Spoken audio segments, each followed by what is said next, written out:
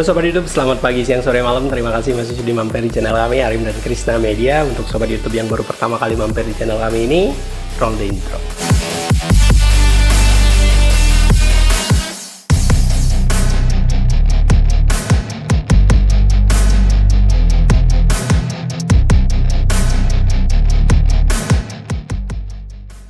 Jika Sobat YouTube tertarik dengan konten-konten seperti di intro tadi, silahkan subscribe ke channel kami ini. Semoga kedepannya kami bisa memberikan video-video yang bermanfaat buat Sobat YouTube sekalian. Untuk Sobat YouTube yang sudah subscribe, kami ucapkan terima kasih banyak atas segala dukungannya. Semoga video-video yang telah kami share memiliki manfaat buat Sobat YouTube sekalian. Oke, di video kali ini menyambung video sebelumnya, kenapa saya tidak membeli Mavic 3 ya. Karena dengan jumlah uang yang bisa kita spend untuk dapat Mavic 3, kita bisa membeli produk lain yang mungkin lebih berguna buat kita atau saya sendiri ya. Jadi saya tidak bergerak di bidang videografi profesional, belum berencana bikin film yang serius dan lain sebagainya karena kemampuan juga belum ada ya.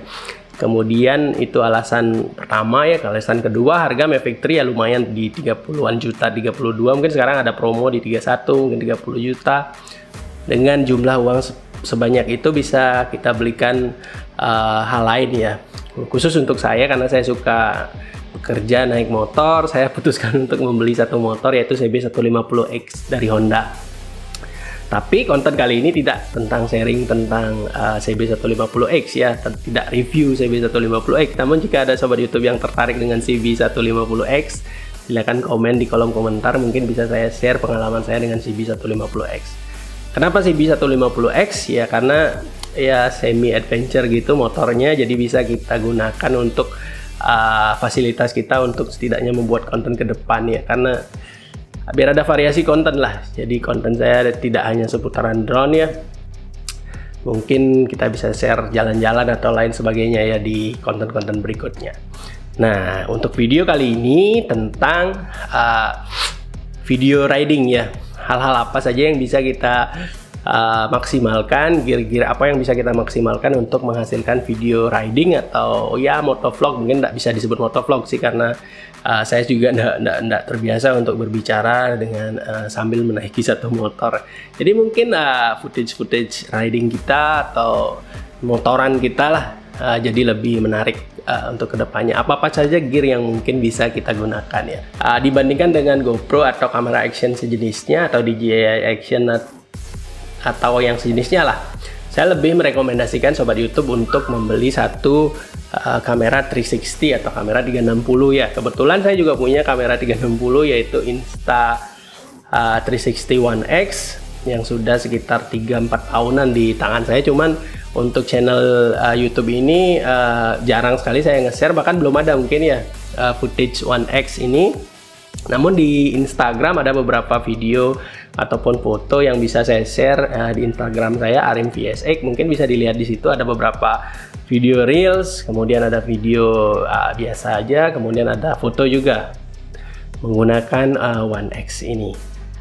Nah, sekarang karena ada CB150X dan ada satu motor lagi, motor custom ya, mungkin agak asing di Sobat YouTube sekalian, ada AJS 350 yang saya modifikasi sedikit menjadi seperti Royal Enfield lah. Nanti muncul di footage berikutnya. Kenapa Insta360 One X atau produk Insta360 lah, atau kamera 360 lainnya ya? GoPro juga punya GoPro Fusion mungkin ya. Kenapa ini saya rekomendasikan untuk Insta360? Ya karena dia memberikan satu views yang relatif unik ya.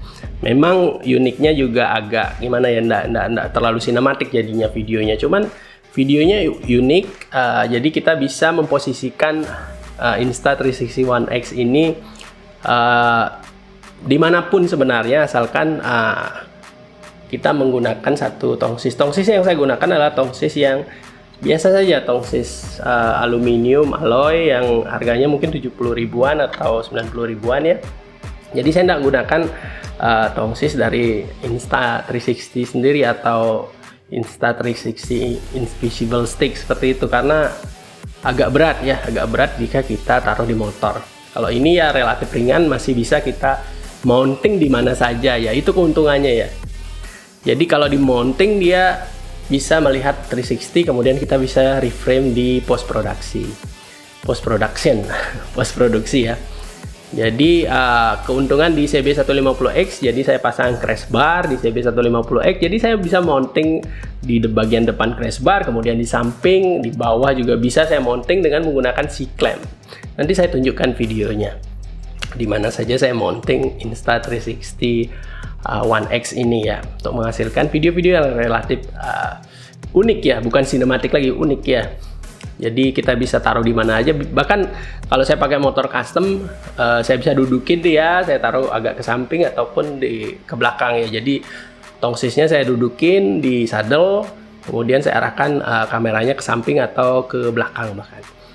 Kemudian kalau boncengan juga yang dibonceng, nah kalau itu bisa kita pakai invisible sticknya ya, apalagi yang sekitar 1,5 sampai 3 meter juga ada, bisa kita pakai itu. Tapi untuk mengaplikasikan semuanya itu pastikan sobat YouTube berada di jalanan yang relatif sepi atau aman lah di sekeliling. Jangan di jalan raya yang ramai crowded sobat YouTube berimprovisasi dengan Insta360 One X ini. Safety yang pertama ya. Nah, jadi bebas aja sih sebenarnya mounting, asalkan sobat YouTube tahu mana depan belakang, mana posisi stage-nya. Posisi stage biasanya di di antara dua kamera ini. Jadi biar enggak mukanya sobat YouTube juga kelihatan ada distorsi dan lain sebagainya.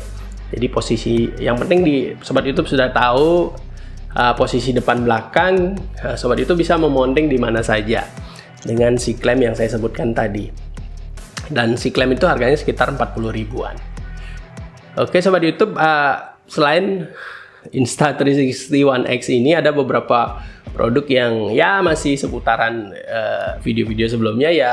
Drone bisa membuat video sobat YouTube lebih menarik lagi. Jadi mungkin pakai aerial seperti seri mini mungkin bisa dengan bantuan teman atau sobat YouTube mengambil footage teman sobat YouTube sekalian. Karena Mini 2 nggak ada active track, mungkin bisa menggunakan pihak ketiga, cuman risiko ditanggung sendiri ya, bukan rekomendasi saya. Cuman untuk video kali ini saya pakai Mavic, Mavic ya? Saya pakai R2S, jadi dia ada fitur tracknya, kemudian kita bisa pakai juga quick shotnya untuk menghasilkan satu video drone yang relatif bagus lah buat mempercantik footage ride kita.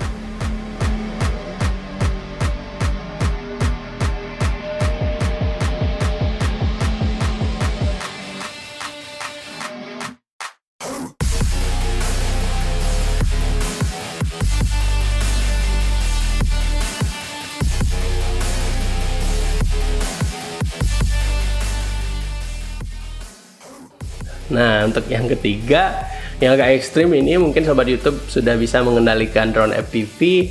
Dengan drone FPV, ride jadi lebih lebih dramatis jadinya, karena kita bisa chasing dengan kecepatan yang relatif lebih tinggi dibandingkan jika kita menggunakan drone aerial. Jadi ada beberapa footage yang saya kemarin kebetulan kita ride ke daerah timur Bali, yaitu di Tianyar. Kebetulan ada tempat yang savana yang relatif luas yang bisa saya ambil footage FPV-nya. Nanti saya share juga buat sobat YouTube sekalian.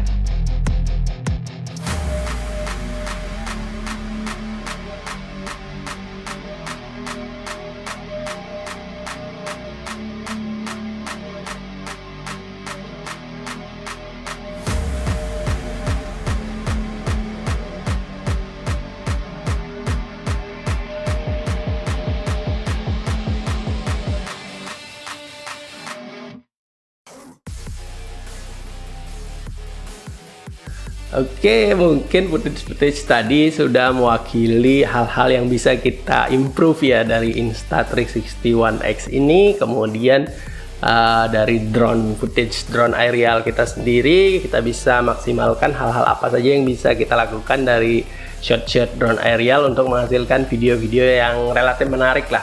Jangan ke sinematik dulu lah, menarik untuk kita post di sosial media. Kita bisa montage, jadi kita cut beberapa footage, kemudian kita share berupa reels atau video atau video yang durasinya lebih dari 1 menit, bisa di Facebook, bisa di Instagram, untuk menghasilkan video-video yang relatif menarik. Nah, ditambah dengan FPV akan menghasilkan satu video yang jauh lebih menarik lagi.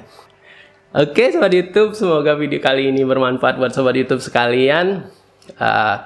Mungkin dari segi footage-nya masih belum maksimal, nanti ke depan juga pasti ke depan nanti ada footage dari One X ini lagi, kemudian FPV tentunya, kemudian mungkin saya bisa share hal-hal lain yang berkaitan dengan fotografi dan videografi buat Sobat YouTube sekalian.